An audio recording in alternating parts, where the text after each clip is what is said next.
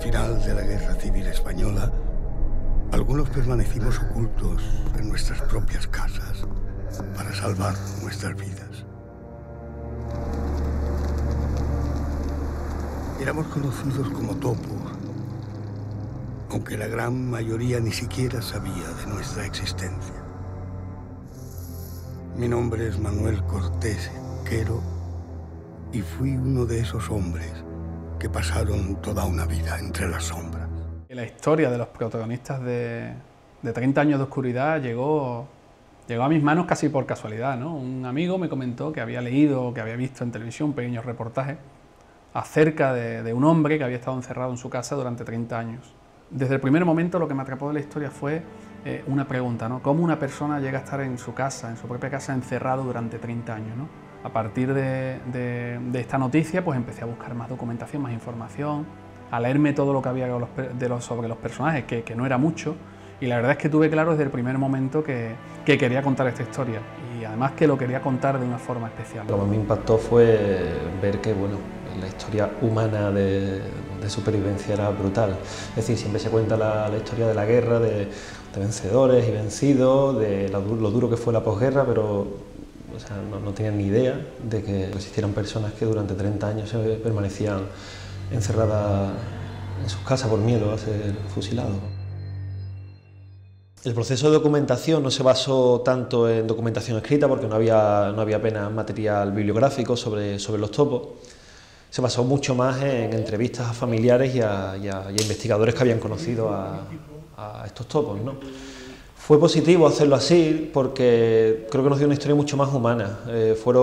Nosotros contamos la historia a partir de anécdotas que nos contaron sus propios familiares o gente que los conocieron, y eso creo que hace una historia mucho más humana y mucho más cercana que si hubiéramos sacado toda esa documentación de un libro o de historia. Yo quería hacer un documental, pero me di cuenta que la historia tenía ingredientes de thriller, ¿no? Y desde el principio que traté con el guionista intentamos enfocar la historia, que tiene muchos elementos para enfocarla, no solo como un documental, sino también casi como un thriller, ¿no?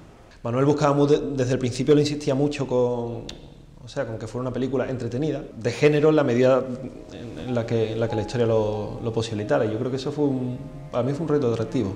Queríamos ser fieles a la historia, queríamos que todo lo que apareciera fuera verdad, pero queríamos hacerlo con un ritmo que enganchara al espectador y que lo entretuviera durante los 90 minutos. A los personajes que aparecen en nuestro documental se les conoce comúnmente como topos. El término topo se acuña a partir de las declaraciones de uno de los personajes, que se refiere a sí mismo como un topo, ¿no? Por haber vivido una vida entre las sombras, ¿no? Y bueno, aunque hay mucha gente que le hablas de que estás haciendo un documental de los topos y tal y cual, todo el mundo asocia al término que usa John Le Carré para referirse a los espías, pero la verdad es que no tiene nada que ver, ¿no? Nuestra historia es mucho más siniestra. Hay muchos protagonistas en esta historia, por supuesto los conocidos topos y desde luego sus mujeres y familiares, pero si nos centramos en una figura, desde luego, es la de Manuel Cortés, el último alcalde republicano de una pequeña localidad de Málaga, Mijas, que tras la guerra civil, como combatiente republicano, vuelve a su pueblo y tiene la suerte de que nadie le ve, llega a casa y su mujer le pide que se esconda, que abra un pequeño hueco en la pared y que debe pasar ahí unos cuantos días hasta que la cosa se calme. Sin embargo, lo que aparentemente iba a durar 4 o 5 meses, duró 30 años. Y a partir de la historia de Manuel Cortés, enlazamos con la historia de otros hombres que sufrieron casos similares. Bueno, la historia de Manuel Cortés era la historia universal de todos los topos, o sea, pasaba por todas las fases que pasaron el resto. Encerrarse después de la guerra, los registros de la Guardia Civil, el intento de fuga, los conflictos con su mujer y con su hija, es decir, contaba la historia universal de todos los topos. Quizá hubo algunas incluso más sorprendentes, como la de Saturnino de Luca, que eran mucho más extremas, pero no era, digamos, una historia que representara a todos. Queríamos tener un fondo documental, ¿no? No queríamos mostrarle al espectador algo que pareciera totalmente irreal, sino queríamos que esas situaciones se apoyaran en testimonios, que el espectador viera que aquella historia increíble es real, ¿no?